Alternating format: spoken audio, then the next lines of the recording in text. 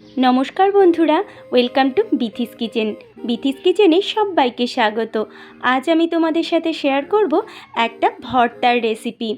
পাটায় বেটে এইরকম ভর্তার রেসিপি খেতে কিন্তু অসাধারণ লাগে। আর আজকে আমি যে ভর্তাটা তৈরি করব সেটা কিন্তু সবারই খুবই পরিচিত। আর এর টেস্ট এতটাই সুন্দর হয় যে বারবারই খেতে ইচ্ছা করবে। তাহলে চলো কিছুটা সময় আমার সাথে আমার রেসিপিটা দেখতে থাকো। আমি যে ভর্তাটা করব তার জন্য নিয়েছি চিংড়ি মাছ। আমি তোমাদেরকে চিংড়ি মাছ ভর্তাই করে দেখাবো। চিংড়ি মাছগুলো প্রথমে আমি ধুয়ে পরিষ্কার করে নিয়েছি। এইবার চিংড়ি মাছ ভর্তার জন্য কি কি উপকরণ আমি ব্যবহার করছি সেটাই দেখাচ্ছি। নিয়েছি শুকনো লঙ্কা, কালো জিরে আর কয়েক কোয়া রসুন। এইবার গ্যাসের ফ্লেমটা অন করে আমি একটা কড়াই বসিয়েছি, তাতে দিয়ে দেব সর্ষের তেল। চিংড়ি মাছ আমরা সকলেই বিভিন্ন রকমভাবে রান্না করি, কিন্তু একবার এইরকমভাবে রান্না করে দেখবে খেতে কিন্তু অপূর্ব হয়।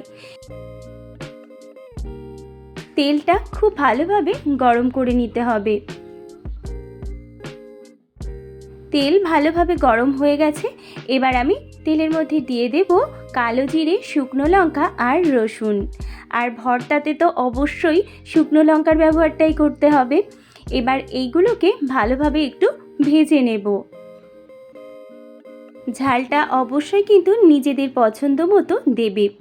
দেখো, শুকনো লঙ্কা, রসুন আর কালো জিরে ভালোভাবে ভাজা হয়ে গেছে। এবার আমি এগুলোকে তুলে রাখবো। কোনো বন্ধু যদি আমার চ্যানেলে নতুন হয়ে থাকো, আমার চ্যানেলটা সাবস্ক্রাইব করে নিয়ে পাশে থাকার অনুরোধ করব। আর পাশে থাকা বেল আইকনটা অবশ্যই একবার প্রেস করে দেবে, কারণ আমি যখন চ্যানেলে কোনো নতুন রেসিপি দেব সবার আগে তোমাদের কাছে পৌঁছে যাবে। দেখো, সমস্ত কিছু আমি তুলে নিয়েছি। এবার আমি ওর মধ্যে চিংড়ি মাছগুলো ভেজে নেব। এবার চিংড়ি মাছের মধ্যে দিয়ে দেব পরিমাণ মতো লবণ আর দিয়ে দেব পরিমাণ মতো হলুদ। আমি আগে থেকে মাছে লবণ হলুদ কিন্তু মাখিয়ে রেখেছিলাম না। এইবার ভাজার সময় লবণ আর হলুদটা দিয়ে আমি মাছগুলো একটু লালচে করে ভেজে নেব। যে কোনো রান্নাতে আমরা চিংড়ি মাছ হালকা করে ভেজে রান্না করি, কিন্তু এই ভর্তা রেসিপিতে চিংড়ি মাছগুলো একটু লালচে করে ভাজতে হবে। গ্যাসের ফ্লেমটা মিডিয়াম টু হাইতে রেখে আমি চিংড়ি মাছগুলো ভেজে নিচ্ছি। খুব অল্প উপকরণে আর খুব কম সময়ে কিন্তু এই ভর্তাটা তৈরি হয়ে যায়। হাতে যদি খুব অল্প সময় থাকে তাহলে এই রেসিপিটা কিন্তু অবশ্যই করে দেখতে পারো। চিংড়ি মাছগুলো ভাজা হয়ে গেছে। ঠিক এই রকম লালচে করেই কিন্তু চিংড়ি মাছ ভাজতে হবে। এবার আমি চিংড়ি মাছগুলো তুলে নিচ্ছি। আমি কিন্তু শিলপাটার উপরেই চিংড়ি মাছগুলো তুলে নেব, যেহেতু আমি শিলপাটাতে বেটেই কিন্তু এই ভর্তাটা তৈরি করব। আমি মিক্সিতে কিন্তু এই ভর্তাটা করব না। আমার মনে হয় শিলপাটায় বেটে যদি এই ভর্তাটা তৈরি করি তাহলে এর টেস্ট কিন্তু দ্বিগুণ বেড়ে যায়। চিংড়ি মাছগুলো তুলে নেওয়া হয়ে গেছে। এবার আমি এর মধ্যে দিয়ে দিচ্ছি ভেজে রাখা রসুন, কালো জিরে আর শুকনো লঙ্কা। এবার চিংড়ি মাছগুলো একটু ঠান্ডা হয়ে গেলে এগুলো আমি বেটে নেব।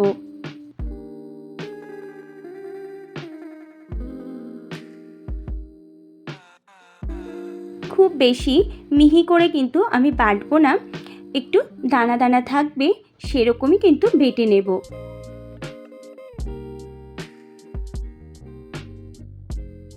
চিংড়ি মাছ বেটে নেওয়া হয়ে গেছে। এবার এটা আমি মাখিয়ে নেব। আমি আর অন্য পাত্রে তুলছি না, আমি এই পাটার মধ্যেই কিন্তু মাখিয়ে নেব। এখানে আমি দিয়ে দিলাম একটা বড় সাইজের কুচিয়ে নেওয়া পেঁয়াজ। আমি এখানে কাঁচা পেঁয়াজটাই ব্যবহার করেছি। তোমরা যদি চাও তাহলে কিন্তু পেঁয়াজটা একটু হালকা করে ভেজে নিয়েও ব্যবহার করতে পারো। আর দিয়ে দিলাম দুটো কুচিয়ে নেওয়া কাঁচা লঙ্কা, আর দিয়ে দিলাম সামান্য একটু লবণ। লবণ যেহেতু আমি ভাজার সময় দিয়েছি তাই খুব বেশি লবণ আমি দেব না। আর দিয়ে দিলাম পরিমাণ মতো সর্ষের তেল। আর যে কোনো ভর্তা রেসিপিতে কিন্তু কাঁচা সর্ষের তেলের ফ্লেভারটা ভীষণই সুন্দর লাগে। এবার সমস্ত কিছু আমি একসাথে ভালো করে মাখিয়ে নেব।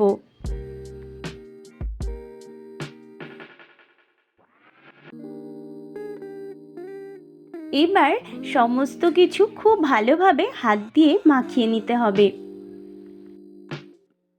সব কিছু মাখিয়ে নেওয়া হয়ে গেছে, আর দেখো ফাইনালি তৈরি হয়ে গেছে আমাদের আজকে চিংড়ি মাছ ভর্তার রেসিপি।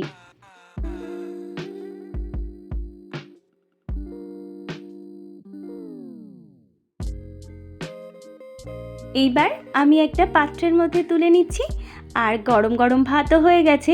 গরম গরম ভাতের সাথে এই রকম চিংড়ি মাছ ভর্তা যদি থাকে তাহলে আর অন্য কোনো কিছুরই প্রয়োজন হবে না।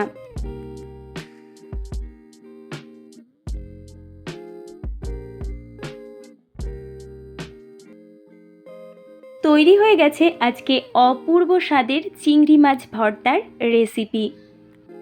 এবার আমি গরম গরম ভাতের সাথে সার্ভ করব।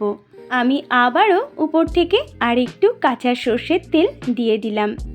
তাহলে বন্ধুরা অবশ্যই একবার এইরকম চিংড়ি মাছ ভর্তার রেসিপি কিন্তু করে খেয়ে দেখবে। আশা করছি সকলেরই ভীষণ ভালো লাগবে। আর আজকের আমার এই রেসিপি যদি তোমাদের ভালো লাগে তাহলে অবশ্যই একটা কমেন্ট করে জানাবে।